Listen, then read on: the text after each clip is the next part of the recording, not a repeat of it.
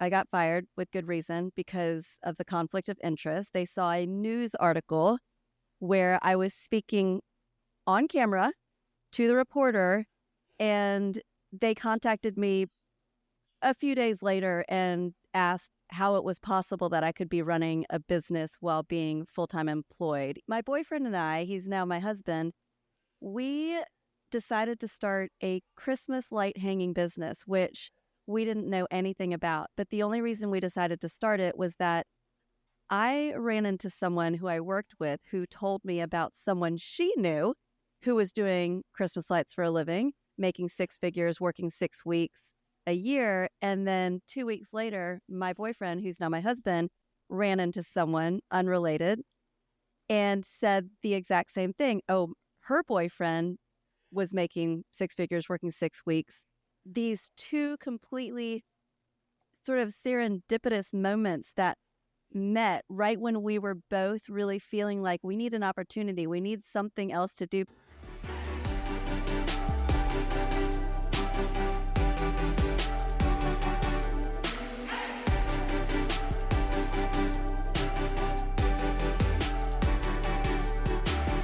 What if you turn hardship into greatness, anger into serenity? Everything changes. Make your life a masterpiece.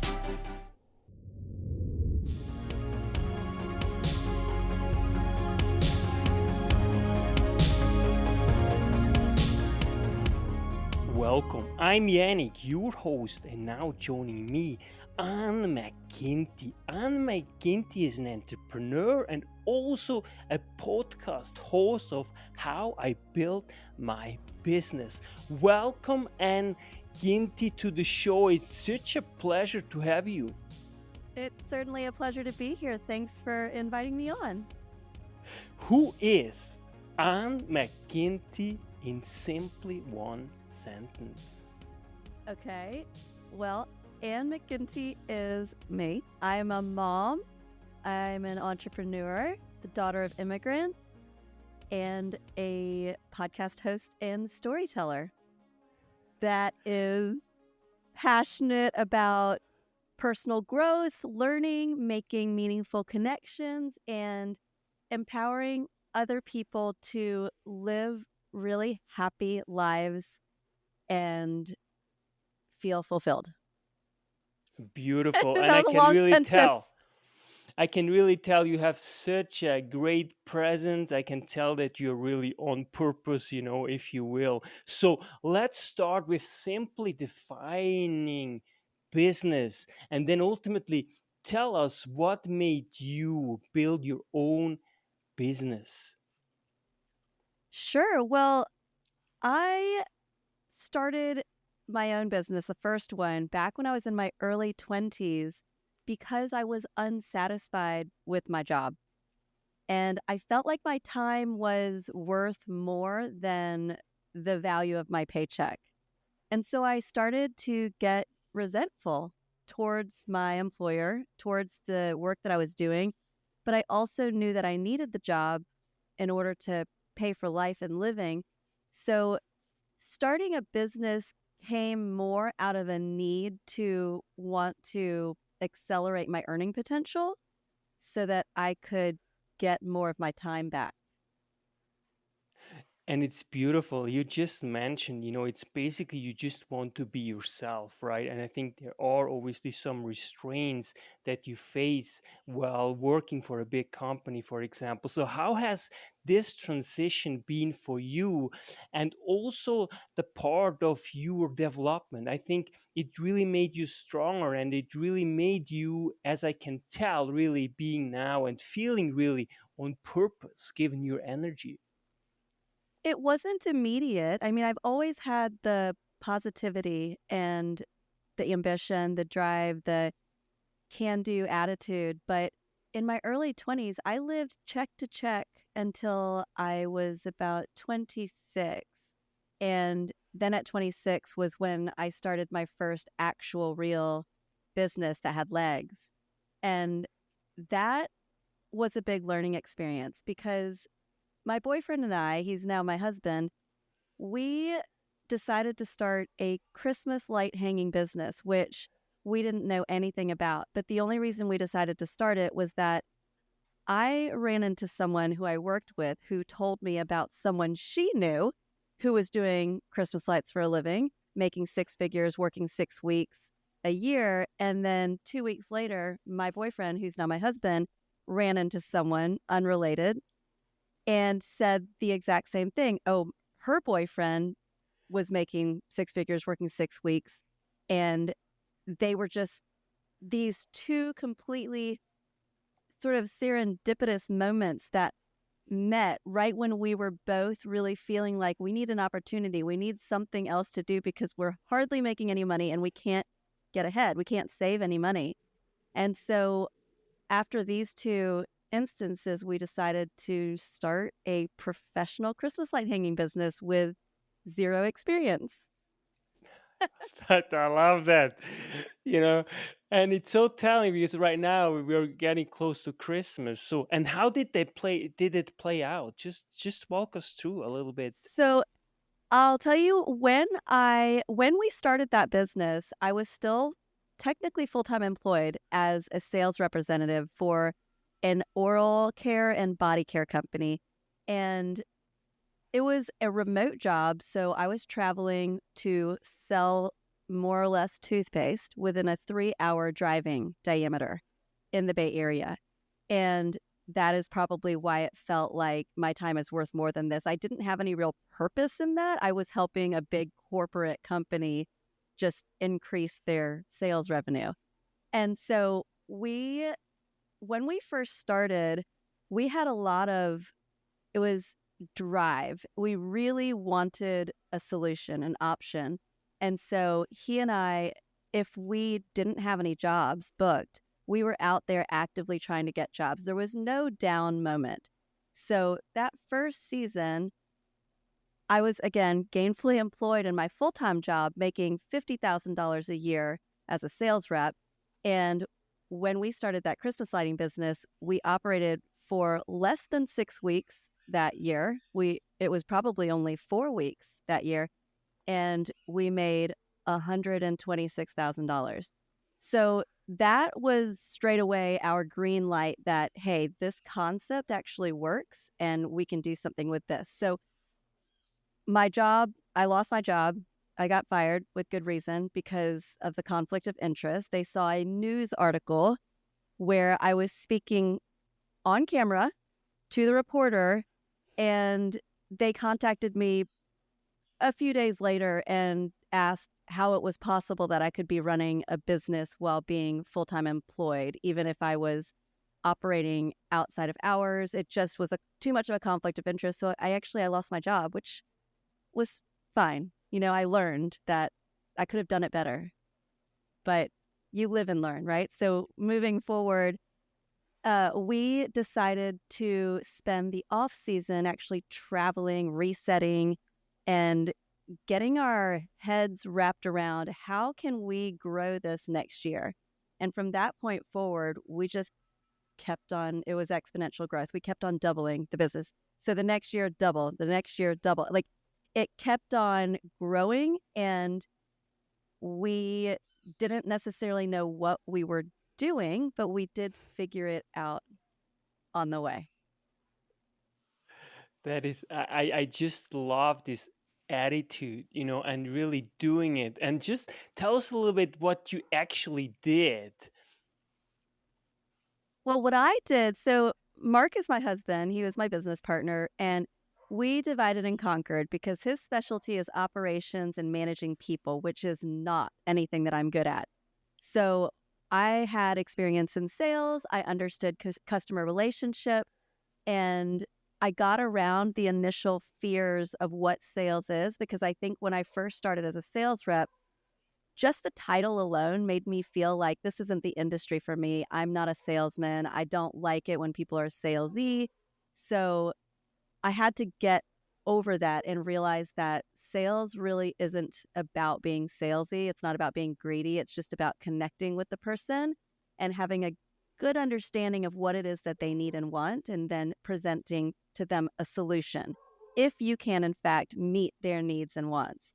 If you can't, then you're being salesy and you're just trying to sell a product they don't actually need, which isn't what I'm going for. But it was actually quite easy. One of the biggest drivers of growth was honestly our truck. So we got one of those, they call them a box truck. It's like a 14-foot white box on the back of a vehicle. And that's how we were able to store ladders on top and supplies inside and step ladders inside, and everything that we needed traveled with our first truck. And Mark and I didn't have any money. So we printed out these little elf flyers, 2 on one page at a home printer, probably printed a couple hundred of them, cut them in half personally. And then we also printed out decals, which we cut by hand and taped them onto the side of the box truck. Excuse me. Drove into Park Presidio, which is a public park in San Francisco, with some red spray paint cans and some green spray paint cans. And we spray painted the name of our business with the phone number on the side of the truck. But what was so brilliant about it is that whenever we were parked doing work outside of one house, all of the neighbors saw who we were and what we were doing. And so it was word of mouth. We didn't have to spend any money on advertising. And as long as we focused on delivering a high quality service, great end result. If the customer complained about anything, we listened, we really addressed their concerns, we cared about them, the business took care of itself. The growth just happened. That is really amazing. It's a typical American story, really, how to build your business, and I love that. It takes so much courage to ultimately do such a thing. And so, how did you feel about starting it? What were like the biggest obstacle to overcome to really start doing it? The biggest obstacles were trying to learn how to put up Christmas lights to start, because there are actual techniques. They're not that hard to learn. There's probably a gazillion YouTube videos now, but there are some basic electrical computations that you need to know so that you can account for voltage drop. There is a technique for custom fitting lights around a portico, around a window, a doorway, anything that you want, so that it is custom trimmed. And then running the electricity in a way that you can't see it, so that when the customer looks at their house, all they see are the lights. They don't know how you've gotten the power, where you've gotten it. But that fell mostly on Mark. And then I'd say the biggest and hardest part for me was probably staffing, because as we were growing the business, we didn't necessarily have full packed days, 5, 6, or 7 days a week to offer our crew. And so we needed to have the crew, though, in order to achieve the load of jobs. It's like, which one comes first? Do you book the jobs and then figure it out? Or do you hire and then just cross your fingers and hope that something comes through so that your new hires don't leave out of lack of work? So the solution we came up with was, Mark said, just book the jobs and I'll make sure that they get done. So he took it off my plate so that I didn't need to stress about that part, and I could really just focus on getting the clients' jobs. And then I'm trying to think about complexities way back then. At the very beginning, we were working with incandescent lighting, which is a completely different game to LEDs. So now with the advent of LEDs, the installation of Christmas lights it's like laughably easy compared to what it was when we first started. Beyond that, I'd say it was just getting our systems in place and problem solving, understanding why problems would happen. The first season, we had done all of these installs before Thanksgiving, and then Thanksgiving Day happened. And Mark and I were sitting back. We were in town. We didn't want to leave because we couldn't leave the business. It was brand new. And it started raining. It was pouring. And I think that first day I must have gotten 20 service calls, and we didn't know what the problem was. We didn't know why everyone's lights were going out. And so I just remember saying to him, we've got to go out and figure out what the problem is, what's going on. After that first season, we learned so much about what had caused the problems that for subsequent seasons, we were able to prevent them. But it did take the pain to get to the learning. So what was the reason? And just give us a time framework. This was maybe 10 years ago? We started the business in 2006, so we sold it in 2020. And so 2006, the problems were mainly water being able to find its way into electrical connections, including bulbs. So when Christmas lights are manufactured, they're basically made the exact same way. And when they were incandescent, there was a little bulb that would sit in the socket and you could pull it out and you could even replace individual bulbs. But the problem with that was that water finds its way into anything. And if water finds its way into those sockets, it shorts the whole system. So we were not able to reset GFIs. It was it was checking every single connection to see like where is this getting in. We did learn that you could use dielectric grease inside the connections, and that kind of kept the water outside of those connections. When it came to the bulbs, there really wasn't a whole lot that you could do other than really make sure that you didn't break any because they were glass. Now they're plastic. So again, a little bit less of a concern. Wow, so you really 14 years you dedicated to this business. And then what ultimately led you to solve the business? Because it really seemed super successful, and just the idea and how you progressed, it seems such a beautiful story. Thank you. We had been talking about the idea of selling. We didn't know when we wanted to necessarily, but just that at some point it would be something we wanted to explore. And what's interesting is that my dad, who was kind of my guiding light for a lot of decisions in my life, and he passed away a few years ago. But I'd say when we were in about year 10 or so, I said, hey, Dad, we were thinking about maybe looking at an exit at some point in the future, maybe selling the business. And he said, you'll be crazy to do that. You'll never find another business that will make you that amount of money and that amount of time with that much time off, because we had more than 6 months off a year. And I was like, okay, all right. And for years, he kept that same mantra, you'll be crazy, don't sell it. But then something happened around year 12 or 13. And I believe it had to do with the timing of his own retirement and his health and his time with all of us and his grandkids. And I brought it back up again and I said, hey, Dad, oh, and I contacted a broker because I got a valuation. I wanted to see what are we talking about here so that Mark and I could actually have a real conversation. And so then I presented that number to my dad and I said, he's saying that this is what the value of the business is.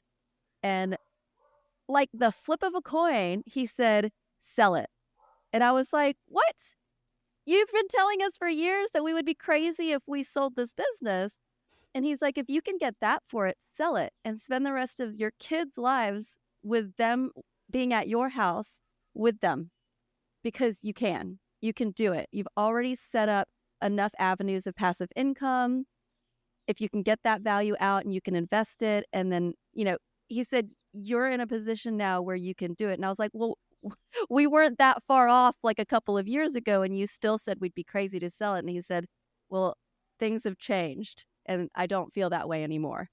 So we decided to entertain the idea of selling it, connected with the business broker who gave us a valuation, and we started working on the prospectus package, fill it all out. We were in New Zealand. My husband's from New Zealand, and so we were over there. And it was 2019. No, it wasn't 2019, was it? Yes, it was the turn of 2019, coming into early 2020. And COVID was shutting everything down. And we were a business that put lights up in places where people congregated, talking like zoos, amusement parks, public event type venues where parties are happening and city centers. You know, I was thinking in my head, nobody's going to be able to do anything. We're going to suffer. This is not going to be a great season. But, well, let's just see what happens. Let's just list it. We didn't know anything about how long COVID would really take. And we listed it in the spring, started vetting potential buyers. We did calls where they asked us questions. We were able to interview them to see if they would be the right fit for the business. The business wanted to grow. And we were also at this point where we'd kind of taken it as far as we knew how to take it. And so we listed it and we ended up selling in September of that year to an amazing couple who were going to keep all of our staff and continue to operate the way that we had been operating while introducing some new services, including building washes, where they could put a whole wash on an entire square, say, of buildings, so that it looks like the building's been painted for a few months.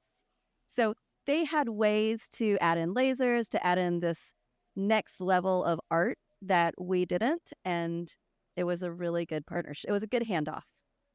It was a really good handoff, but it was a great business.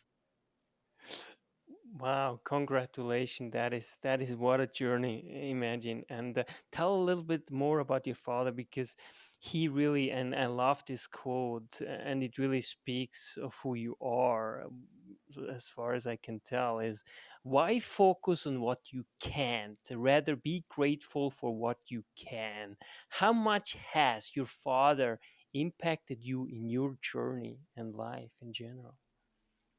I love this question because it's very meaningful to me.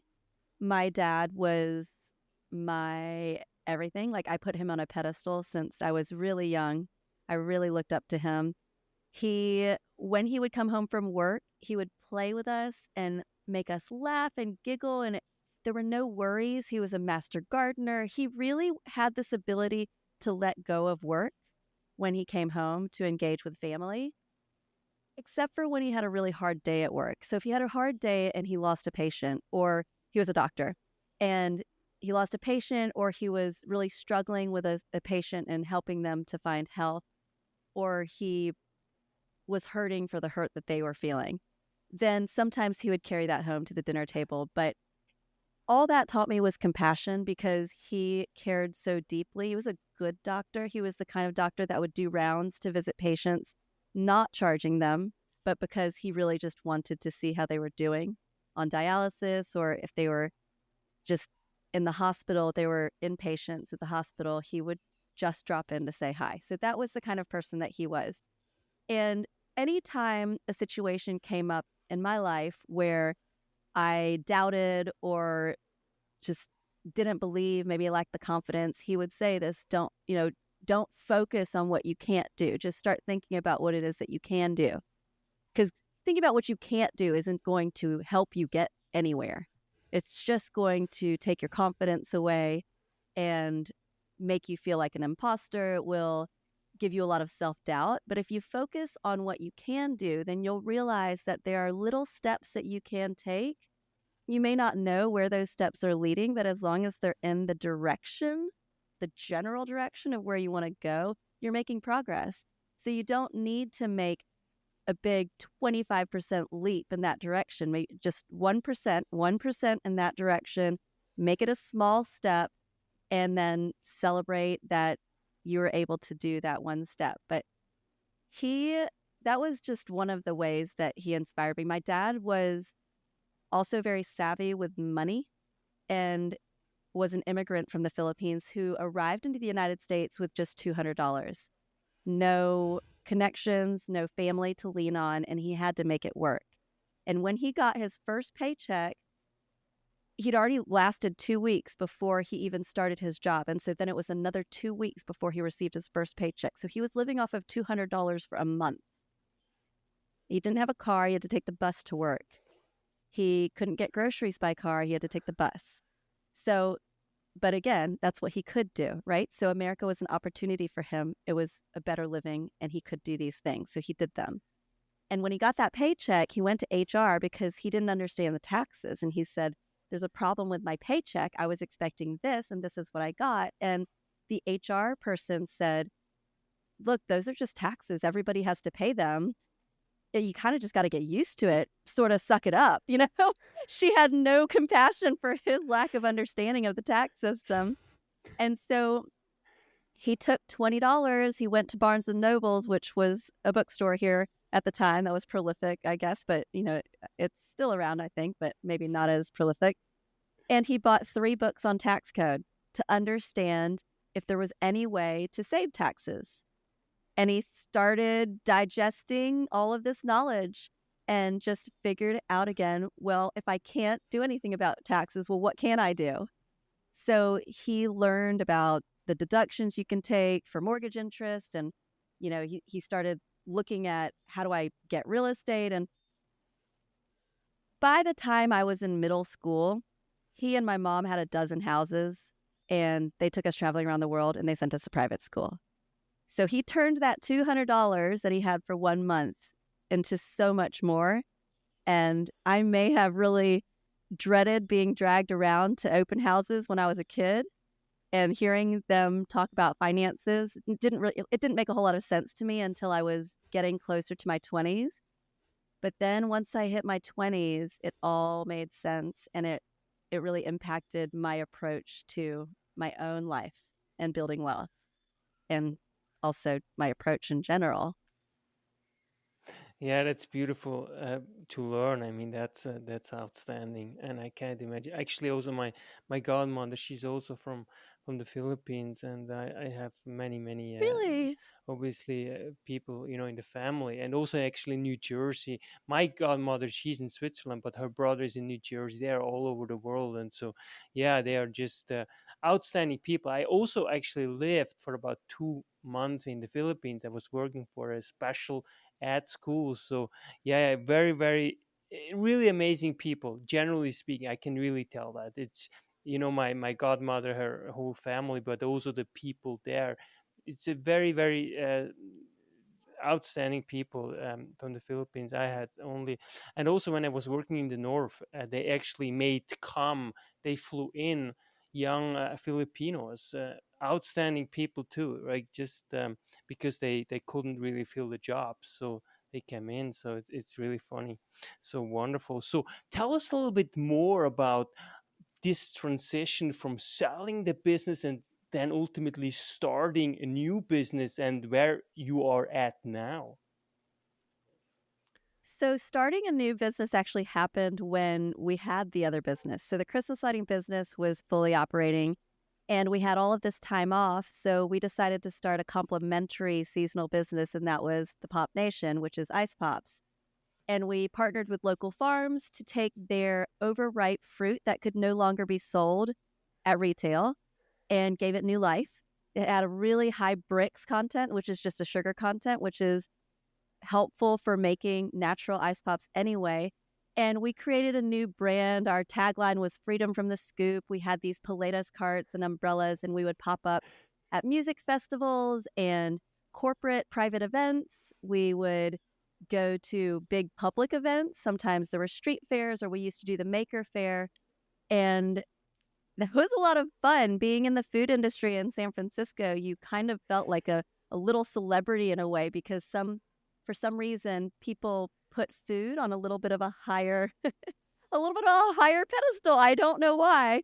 Ultimately, it just meant that we started making friends and connecting with other food entrepreneurs in the city, and getting to see them with their brands starting to really grow. Good Eggs was in the commercial kitchen where we were, and that is a pretty large business now. There was Nana Joe's Granola was there. There was a ramen company. So we had this big commercial kitchen space that probably had about 20 stations in it. If you can imagine like a food cooking show, it'd be, a little bit like that, but a little bit more commercial. And we had so much fun with these oversized bowls and electric mixers, and coming up with recipes, doing tastes, and setting up photo shoots. And that was a lot of fun. But we also quickly learned that making a low-cost item like that requires so much volume. that what is fun at the beginning transitions into a manufacturing type business very quickly. And that's a little bit less fun, more logistics. So we took that business as far as we could go with the equipment that we had. And then we also sold it. We had a couple of business partners who are friends with us, Sarah and Tim Stewart. And all four of us were at a point where we were ready to sell that because Mark and I had decided, we really just want to focus on one business. There's a reason why we would go and travel in the off season, and that was to really recharge. And if we went from one seasonal business into another, there was no recharge. So we needed to let one go. And then with our business partners, one of them had to move because her husband got a professorship in the Midwest, and the other one wanted to go back to culinary school. So we all were on a phone call saying, hey, would you like to buy us out? And then the other person was going, well, we were actually wondering the exact same thing. We're all at this pivot point where we have new opportunities. And that week, an email arrived with someone asking if they could buy a franchise. And I said, funny you should ask. We're not franchising, but we just decided to list the business. Would you like to consider buying it? And I talked to our CPA and he said, this never happens. So I don't know what you've done to make this happen, but if they're a suitable candidate to be a buyer for your business, make it happen. And so I was like, okay. And we met with them, shared everything, and we also closed on the business too. So right now, I'm not running a business. I don't have, I everything that I make is passive. And the podcast is it's not motivated by trying to make money. I'm not trying to sell a course or become a mentor that someone pays for one-on-one coaching or anything like that. It's really that I got to this point through entrepreneurship, investing, the lessons my dad had taught me, through our experience of running business, and got to a point where it started to just become easier and easier. And at 39, that's when we sold the Christmas lighting business.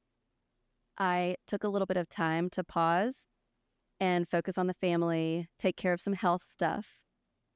And when my dad died, though, it really opened my heart up, just opened up my perspective to celebrate the essence of who he was. You're getting ready for the memorial service, and I was going to speak, I was going to say something. And so there was a lot of opportunity to reflect on who did my dad want me to be? Like, what were the lessons that he really taught us? And how can I live more like how he lived? Because he did it so well. And that is when I just started noodling on ideas like, can I somehow share this information with people? Is there a way that I can do that? And the podcast kind of just came up as an idea. And then I just started it. So that is where we are now. Yeah, that's beautiful. I love that. And so tell us a little bit about the journey in terms of your podcasting. But I just want to come back a little bit to what you were saying about sales and connections. And it really seems to me that what really gave you so much life as well are ultimately the process that allows you to really make those deep and lasting connections through business. You want to know how I was able to make the connections? Is that the question? Yeah, just in general, like, because this to me, it seems that you really strived in that there was such a nice, balance between business, but also, making connections and really building true friendship, which I think that's also a big part of it, that it's not just transactional, but it really can develop something much more and much more deeply that you might have, that you might be able to imagine. I think that people, again, they often associate sales with the need to sell something, which is at the core, I suppose that is what you're doing.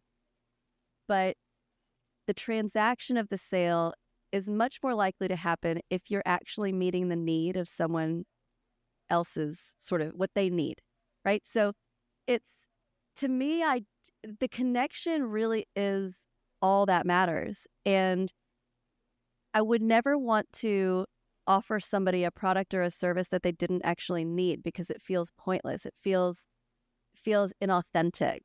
So with connection, so it comes so naturally to me now. My husband has actually talked about this before because he thinks it's one of the super skills that I've kind of developed.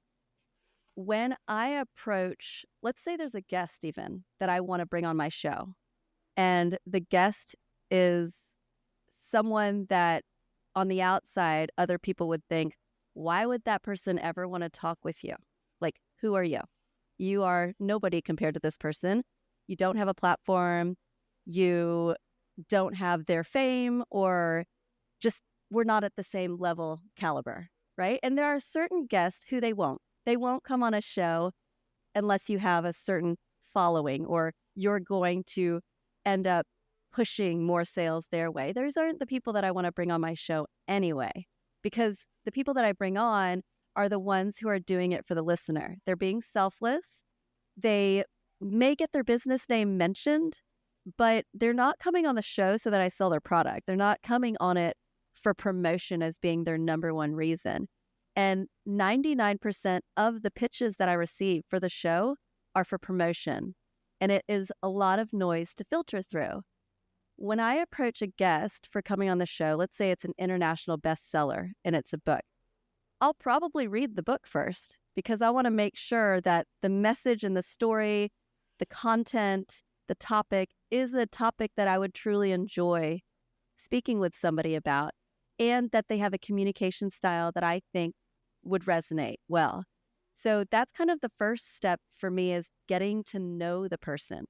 So as much as I can, and you don't want to get like stalkerish or anything like that, but you do want to see, like, what can I learn about the other person, whether it's through the way they present themselves, through the way that they talk, the things they choose to talk about, the things that they say are important to them. And in a sales transaction, you could actually just ask the person, what do you like to do? Tell me about yourself. How long have you been living here? So is this for you? Is this for your kids? Like, whose benefit is this for?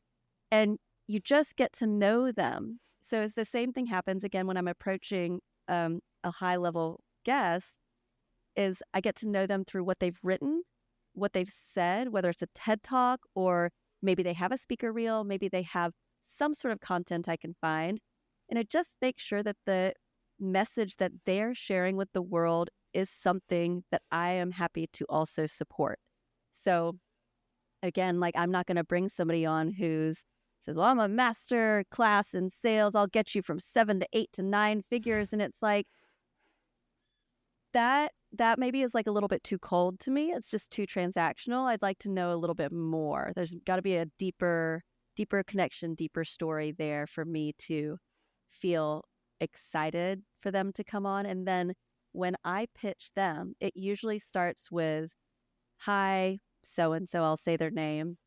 I've just finished reading your book, blah, blah, blah, blah, blah. And I will extract a few key points that really spoke to me. And it won't be something that you can read on the back of the book. And it won't be something you can read in the first chapter, because those are the pitches I received. It's like the person read my bio on my website, or they maybe looked at the show notes to see what the show is about. And you can tell, because the first line is, I'm a fan of your show. Let me tell you who you should have on it. And this person's so great for XYZ. And it's like, so cold. It's just, to me, it's not rocket science. It doesn't take that much time. Spend an extra 10 minutes, 15 minutes, and just craft it in a way so when the person opens it, you stand out. So if I say, after talking about what the person wrote, and I say, I really like these sections because XYZ, I might mention a little bit about myself just as a connection. And then I'll say, which led me also to watch your video that I found on YouTube about XYZ. Here's what I like about what you're doing. The first two paragraphs are all about the other person. And then after that, I'll say, here's a little bit about my show. This is who I'm looking to bring on. Do you have any interest in being a guest? Because I don't want someone to come on unless they want to come on. So both of these kind of, to me, they fall into sales because, again, it is connection. And with our Christmas lighting clients, I would follow up with them. I would sometimes even send them a Christmas card or just say like, oh, hey, I noticed you got a new dog. How has it been with the puppy? Or, my gosh, your kids have grown so much. Or where are they going to college? And, then they know you're paying attention to them and they matter to you beyond the service. But I think this is really what it makes life so beautiful. It's really the simple things that we pay attention to, that we can somehow relate to one another, because we have so much common denominators, that we actually share. So therefore, there's always, again, it comes really back to, why focus on what you can't. In other words, why should we focus on what we don't agree? Rather, let's focus on what we actually share, we have in common, right? So we can do something positive for ourselves and, of course, the world. So that is really beautiful. So tell me a little bit about what is the thing that makes you most proud of in your life. I think it's probably an easy question, but I'm really curious about what are you most proud of in your life now? That's a great question.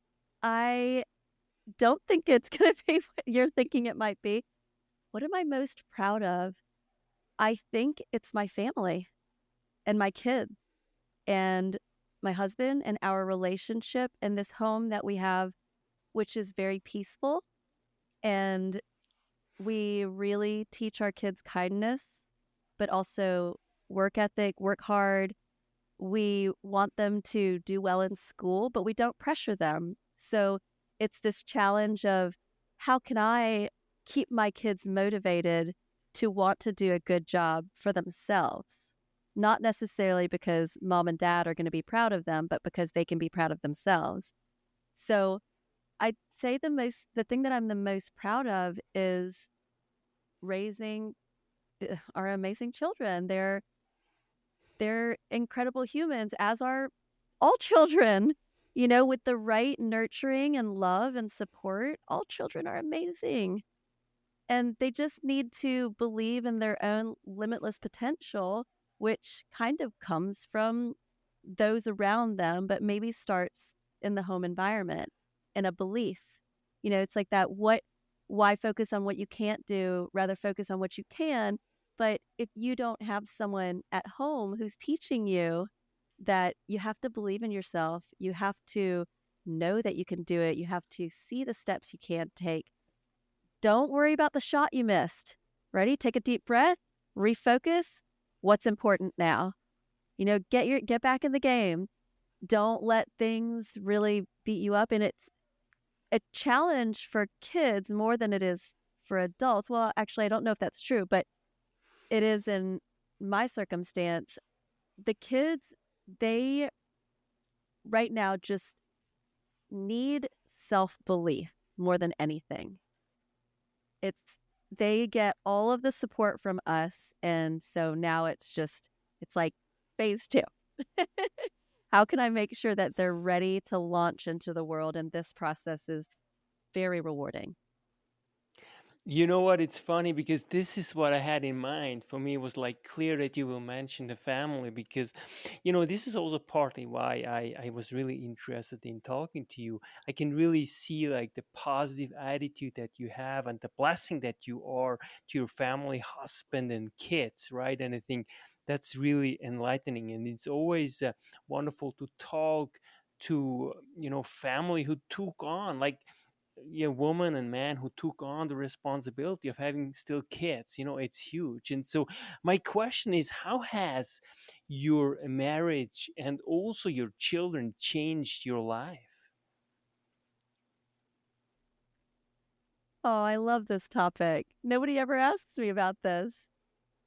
It changed everything. It changed everything because our oldest is now 13. So he was a baby when we were starting. Well, we had started, but he was a baby when we were in the midst of operating our intense Christmas lighting business. And it was a lot to juggle to add a human in the mix who needed more attention and care than the money making career job business. You know, if you were to prioritize, you would say, okay, health and safety of the baby should come first and then the job. But there's a little bit of a juggling act because you need one in order to support the other. So it just helped to refocus the priorities. And my husband is from New Zealand. The way that things are done in New Zealand is pretty different to America. So I also think that his culture and our time going back and forth between New Zealand and America has been very grounding. We're just about to leave to go there on Thursday. And I'm so excited because when we go, we're not on our phones. We don't have any Wi Fi. We don't have any cell service. We'll be there for 3 weeks. We have a camper van. That's all we've got. So then we live out of suitcases. We've got surfboards and fishing rods and boogie boards and wetsuits. And we just meet up with friends and family, go to the beach, camp, have great time, barbecue, just live. And I can almost guarantee that hardly anybody is going to ask us what we're doing for a living or anything about our work because it is just a little bit less of a part of one's identity in New Zealand. Some people might disagree if they live in Auckland. Auckland is a little bit more like America, but if they live outside in the smaller communities, for the most part, Kiwis are designing their work around their lifestyle. And so that impact has kind of carried over. I want life to be fun. I want to have time to do the things that really light me up. Go on hikes by the coast or go out boating, fishing, surfing, sailing, just be outside and appreciate nature. It's, yeah, between the kids and my husband and all the travel that we do together as a family, I just say that number one priority is that the kids have a nice, safe environment where they feel supported to learn, grow, develop, and that they feel capable once they're ready to go out into the world. And it's fun. Does that answer? I feel like I went a little bit on a tangent there. Not at all, not at all. I fully agree with especially also beliefs, right? That you have to cultivate that. That's a lifelong process. And if you can instill that already in children, I think then you really set them up for a meaningful and purposeful life. But I just want to quickly go and say that, it's so complex today with social media. It's such a huge trouble, and I think most parents don't really know how to handle that whole rabbit hole.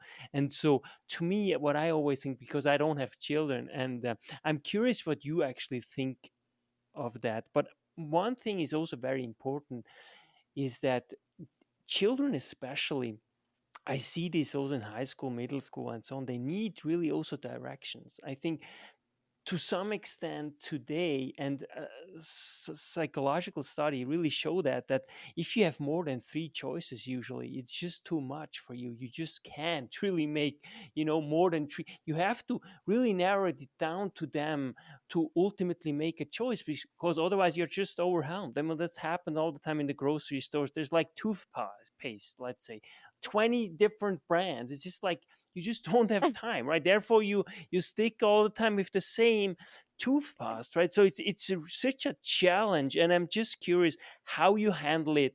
And then I also have another question that usually it's in your situation, right? And I love that. Do you think like your kid, when it was born and you started the business, I think it was really like a it was reinforcing each other in a positive sense, because oftentimes people think like, you know what, first I'm building my business and then ultimately family is coming. But I think it's not actually the right, necessarily the right thing to think of, because if you have a kid, then even more, or a husband, just having a husband without a kid, let's say, it really gives you a purpose, a drive, that you do something for something much bigger than yourself. So how do you feel about that? Was the kid maybe the main driver that ultimately the business that you were building was a success, or was it kind of symbiotic? How was your relationship? That's an interesting question. I think that it's complex because when I was pregnant and was still going around meeting with clients, I had to go and meet until the last moment, until I couldn't. And it was harder. And then when he came thankfully in the off season. So he arrived in March, which meant that I had between March and closer to July, August before I had to really ramp things back up again. But it meant that we needed to find a nanny share or a daycare or some sort of childcare to enable us to really focus on the business during the day, working hours, whatever hours we had designated. And because the Christmas lighting business is during the holidays when it should be more family focused and kind of a slower, I mean, it's never a slower pace for anyone, but I like the idea of it being a slower pace. It was very challenging because I felt there was a guilt. There's a mom guilt. There is a little bit of a sadness for not being able to do exactly what I wanted to do when I wanted to do it, which would be, take my kid around and go and hang out with him all day. But there was also a reward of building something that would enable us to create a lifestyle that we knew would cost money. So it was a mix. Yes, the kids are absolutely a driving force behind why we do a lot of what we do. I don't know. I don't even know if they know how much they are, but just about every financial decision we've made has been made with the intention of filling a need for the future, whether it's education, whether it's supporting them with a down payment when it's time for them to buy their first house, whether it is having enough seed money so that if they have a business idea that they would like to get started, that we can give them a little seed money and say, hey, go for it. Even if it's just, 10 grand, whatever it is, 10 grand, go get a business started, see what you can do. So there are those types of decisions, and then wanting again to be able to travel. So take them overseas as much as we possibly could and stay for a while. So, you're in Costa Rica for 6 months or so. We took the kids to New Zealand for 6 months. We've taken them to Europe for months at a time and just really pulled ourselves out of what's comfortable here at home and taken them somewhere where the sights, the sounds, the smells, the language, the everything is different, just to, again, like it's for them, to expand their neural pathways, to create new neural connections, to expose them to new ways of thinking. And all of that, unfortunately, costs money. So, yeah, they're intertwined for sure. No, beautiful. Thank you so much for sharing. But it also shows really what an incredible mom and wife you must be, because just given the fact that you have those kind of thoughts and kind of worries. And as you said, right, it's complex. It's really complex to raise a kid. It's not complicated because there's so many things that, you can do the best job, but you can still, or the kid can still, you know, um, ultimately do whatever, so it's a huge job. So that's why I'm always Yeah. saying that, my heroes are really parents. It's just it's amazing because it's the responsibility that you can take on. So I can't even imagine. So congratulations for that. And by the way, having a successful marriage is also something that it's huge. I mean, today there is so many things that can you somehow put out of the road. So that is true success in my view, and I can really, it really shines through of who you really are. And so it's beautiful. I'm just coming back quickly what you have said in terms of New Zealand, and that's a place I definitely want to go. That's a place one. There are 3 or 4 places that I can imagine really living there, settling down, and one is definitely New Zealand. It's just absolutely a dream. So good for you that you are traveling again to New Zealand. Tomorrow, I guess. So really exciting. But I just one question is that you mentioned that it's not about like all the time defining yourself about your job, right? And to me it happened the same thing when I did the El Camino just for a week in northern Spain. And you don't have to be religious, for example. I believe I'm a believer, for example, but there is so many people who are spiritual or atheists or whatever. They just do it for, for the journey. It's beautiful. And so there too I started, and you can actually also do it with your family. I mean, your kid will absolutely love it. There's a lot of family also who do it.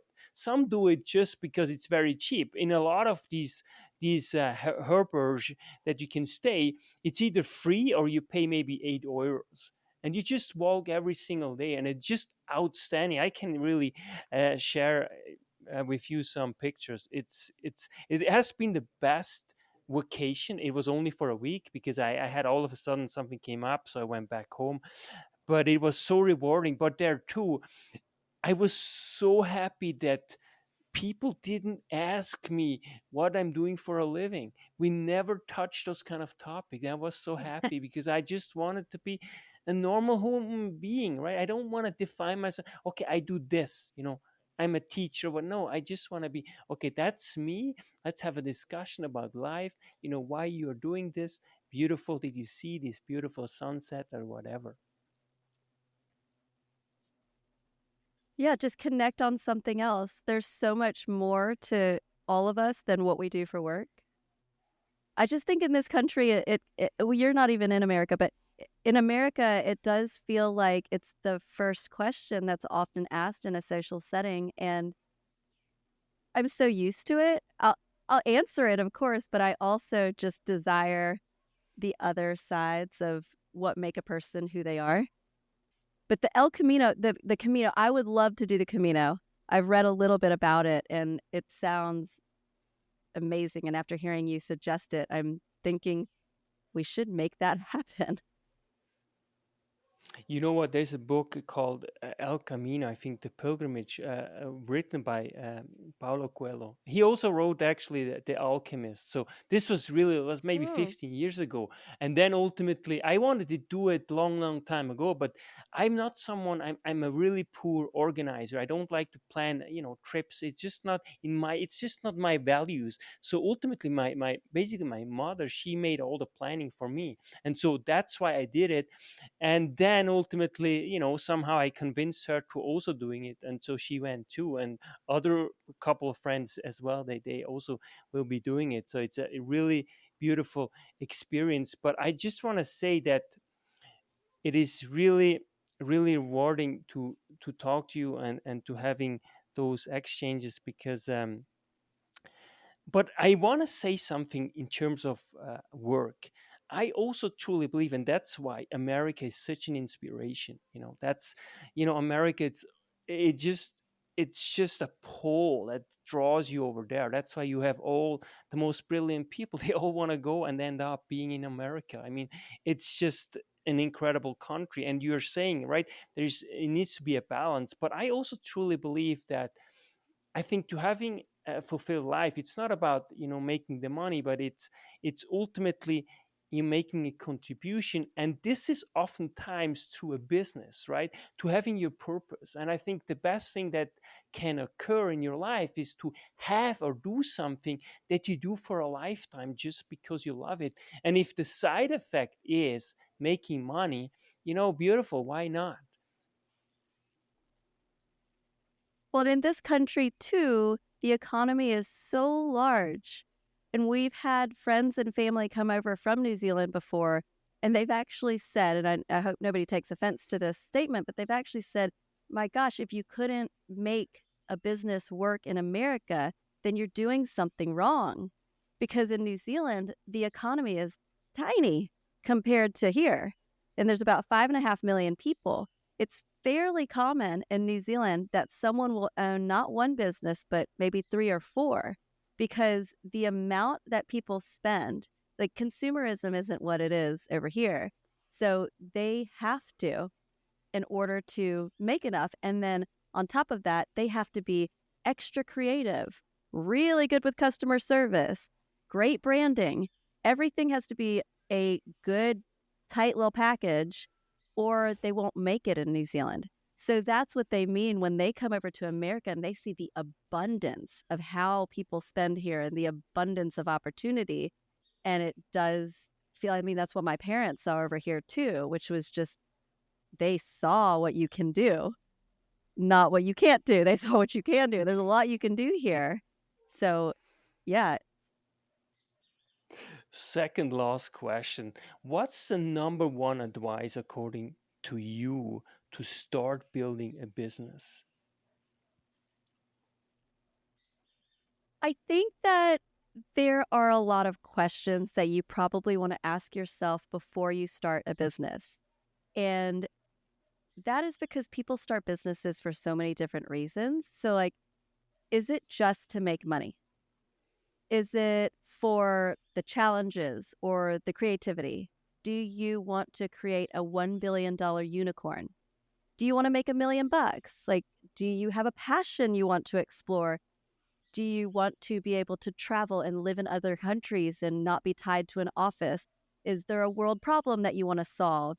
And do you want to retire early? Do you want to leave a legacy? So a lot of people start businesses for so many different reasons. Often it can be that they want to have control over their time and their money. But after that, there is that extra layer of just at least thinking about like what it is that you want to get out of your business. Why are you starting that business? What are you hoping for? If I were to start a business, I would start it, for example, to create a brand, establish it as a brand, to build it, get the systems in place, and then to exit. So I would build with an exit in mind. But I can definitely say that of the many people that I've interviewed, some people have said, I want to leave a legacy. I want to change the world. I want to have so much impact that literally I can say I kept this many tons of garbage out of the landfill. Or someone else may say that I love what I do so much that the idea of retiring, just, I don't even want to because I love what I do so much. So I think, again, you kind of have to know yourself and what it is that you're trying to create.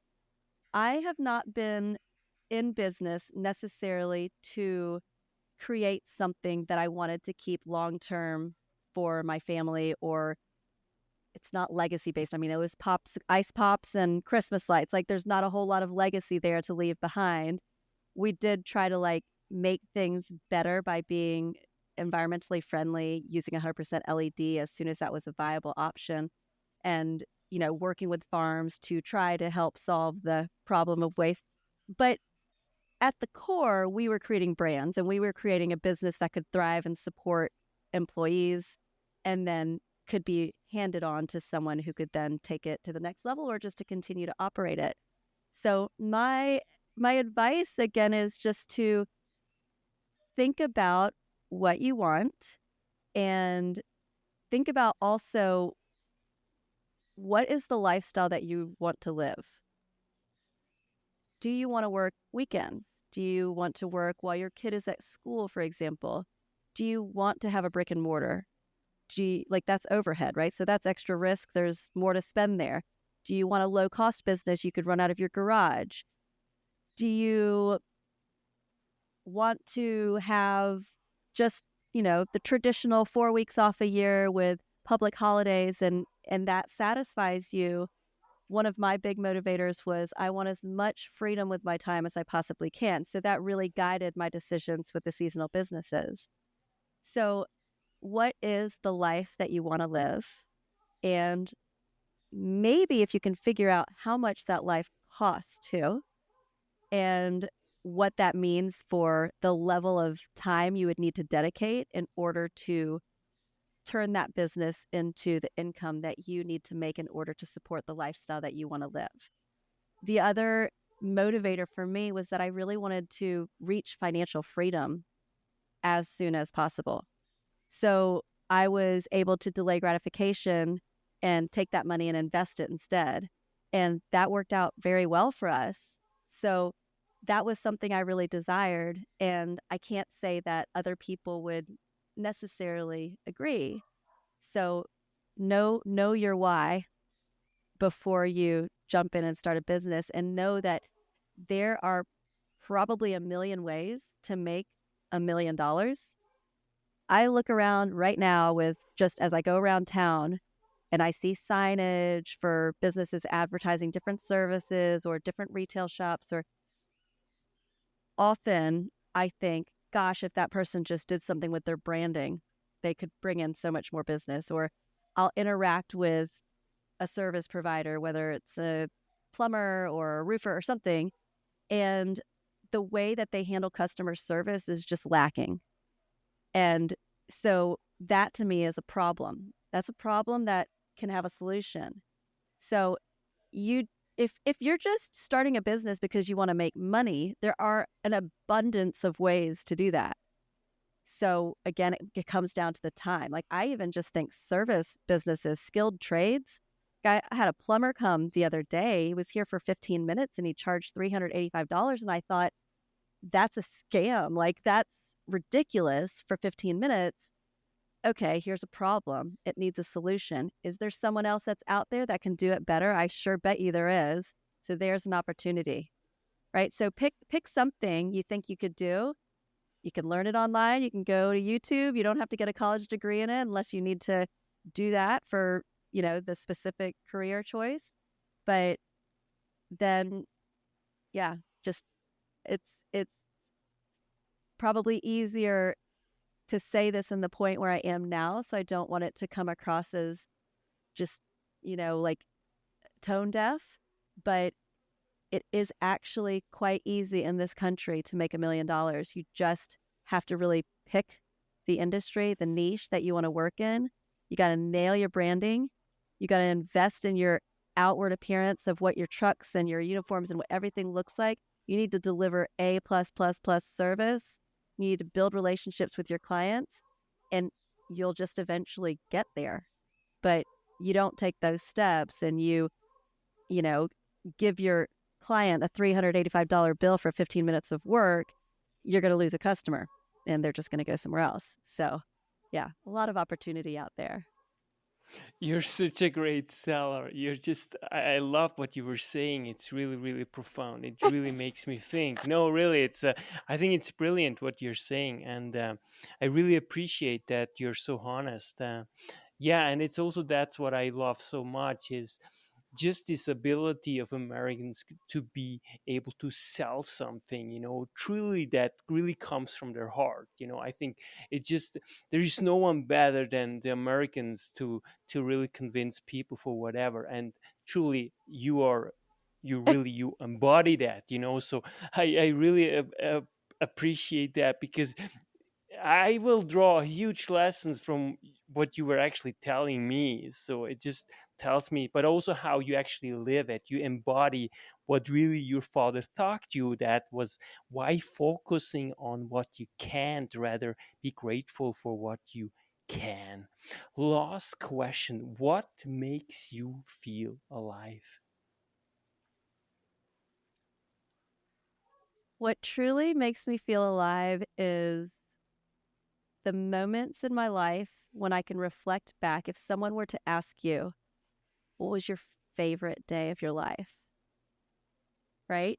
So these moments start popping up in your memory and you're like, well, I had been hiking in Everest National Park for 3 weeks and I made it to the top of Gokyo-ri at nearly 17,000 feet. Like that was a good day, right?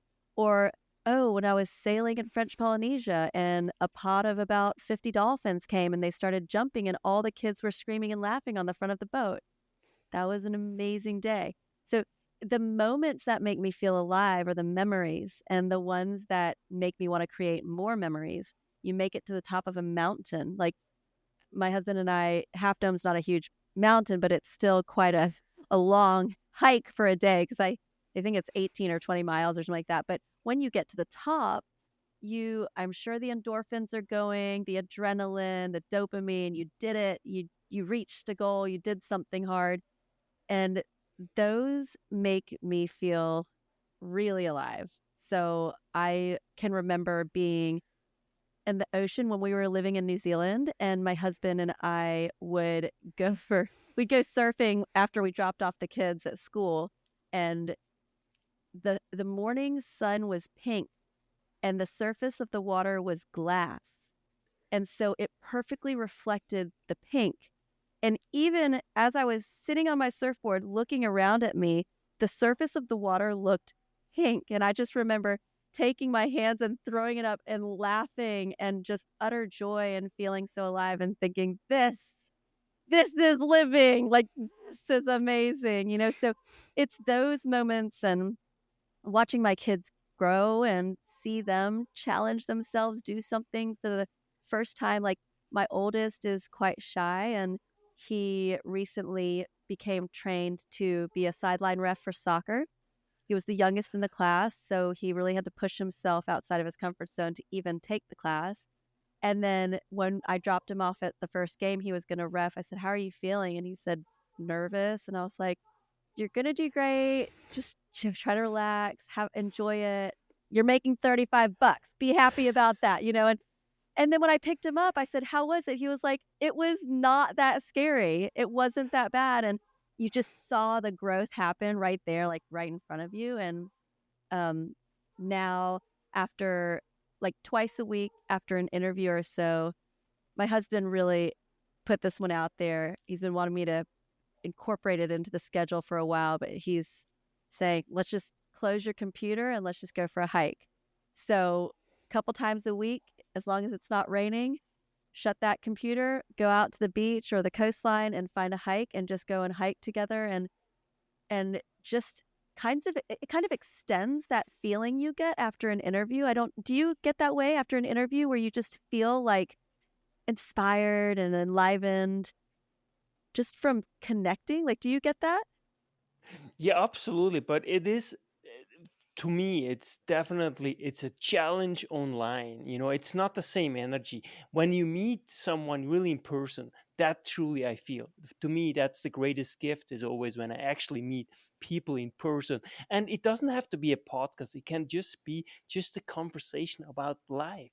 God, does God Yeah. exist or not, or whatever question. I think this is truly I what love gives that me question. all the life, right? So yeah, I totally. But of course, through online, I think that's, to me, still I a certain challenge, just being kind of like in front of a screen.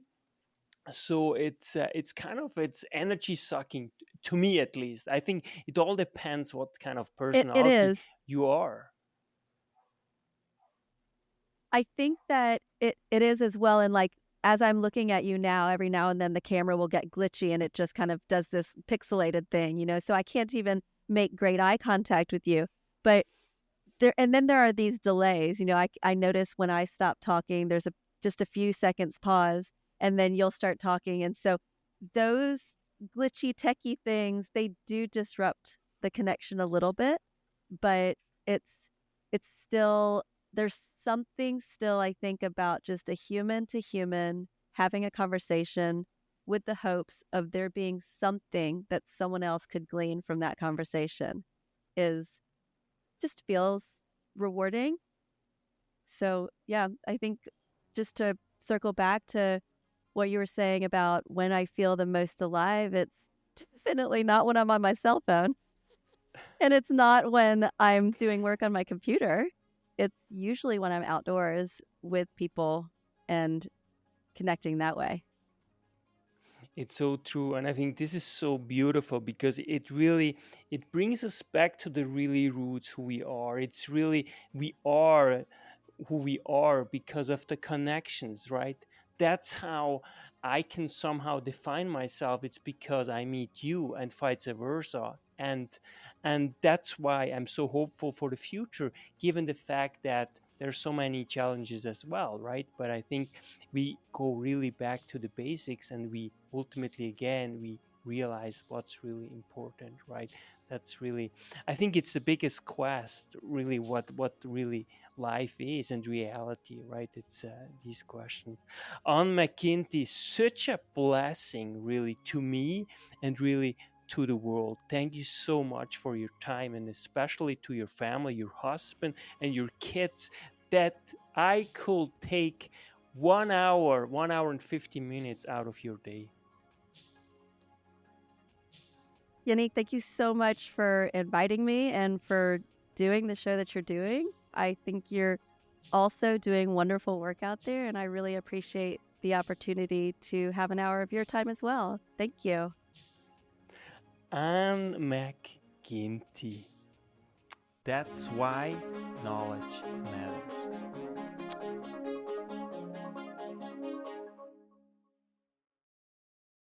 Make your life a masterpiece. Visit now programs.d-ykm.com. Meant to make you grow.